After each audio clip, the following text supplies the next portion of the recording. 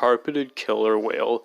So this is referring to an infamous line from a review that was talking about the movie, and they describe Scud as being this, and a response to how he looks. I can't find the actual review, but yeah. And a developing trauma. So we've talked all about Sid's family, enough of this, you don't need to hear anymore, and this is referring to what she has to go through and that potentially messing her up later. I mean, like, we've seen her just straight up panic and scream and stuff from the stuff that Sid was doing to her dolls, and yeah, that's not good, even if it is just, like, childish stuff. Of course, later, she does end up turning the tables on Sid and scaring him, but that isn't exactly a good thing either. No one caring about Sid being out on his own. So, going on more with his parents not really being able to give him any attention and not being a good influence. Have you noticed how Sid is just out on his own at nighttime at Pizza Planet, then he comes home by himself? Now, I'm not saying that you can't give your kids any sort of freedom or exploration privileges or anything like that, no, but Sid, as we've said, definitely is not even, like, 10 years old. Like, he's implied to be 7 or 8 if the early draft is remaining true. And that's pretty fucking young for a kid to be going out on their own, especially a kid like Sid, this kid who's known for getting into trouble and handling weapons and rockets and crap like that, and yeah, that's not any good. And we see him, like, raising havoc at Pizza Planet. Like, he's not getting yelled at or, like, doing anything really horrible there, but again, it's more so concerned with his own safety that's there, and we don't hear any mention of how he was alone at nighttime going who knows where and then coming home, and only Scud being there to greet him, and yeah, it just goes to show how his parents can't really, like, do anything for him. Combat Carl's thoughts during his final moments.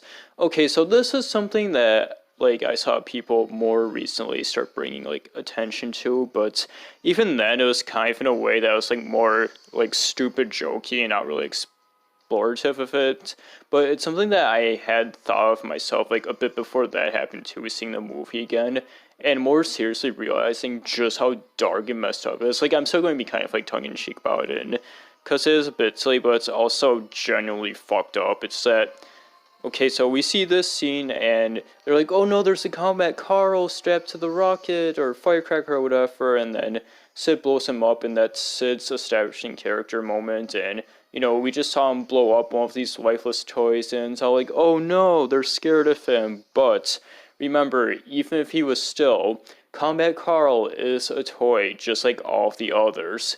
He was alive and conscious during that, and he just let it happen.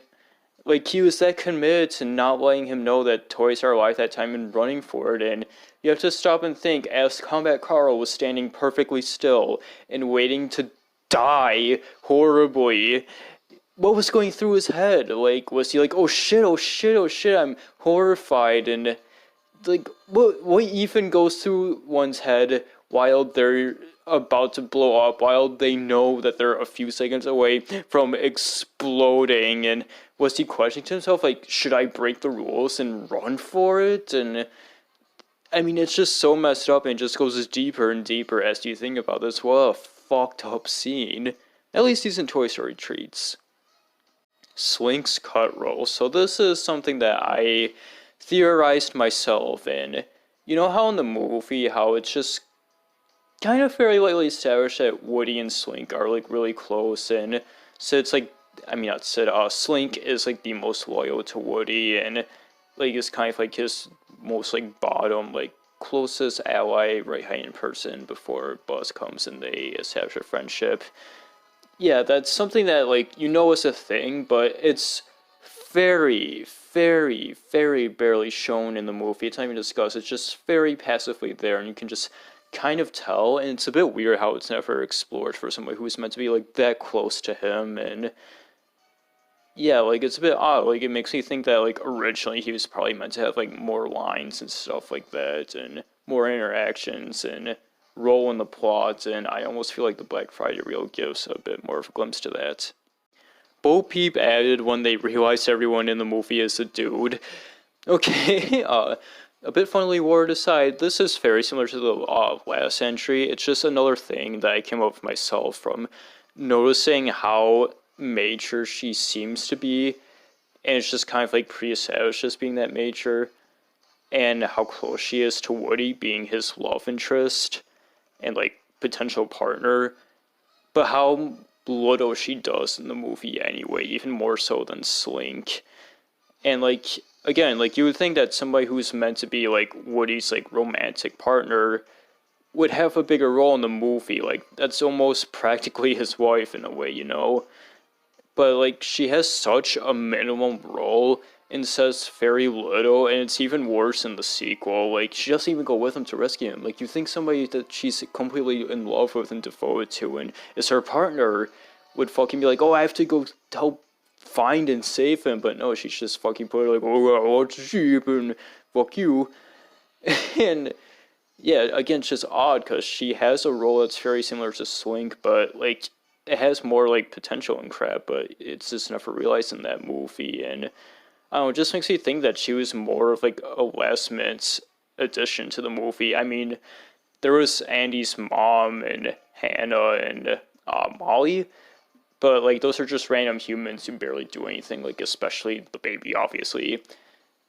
And yeah, I feel like that they just like establish like this cast of toys, and they're like, "Hey, wait a minute! Everybody in here is a guy," and they're like, "We should at least add one girl." And then they made Bo Peep for that, but unfortunately, it's so late, and they just didn't know what to really do with her. That she's just kind of there, and you know, it was kind of fucked up and sad that she wasn't even in 3. And I don't want to talk about that though. I've been saying that a lot during the series. Anyway, that's Weird Layer. Well, next up, it's gonna get even more weird and messed up and obscure. So have fun.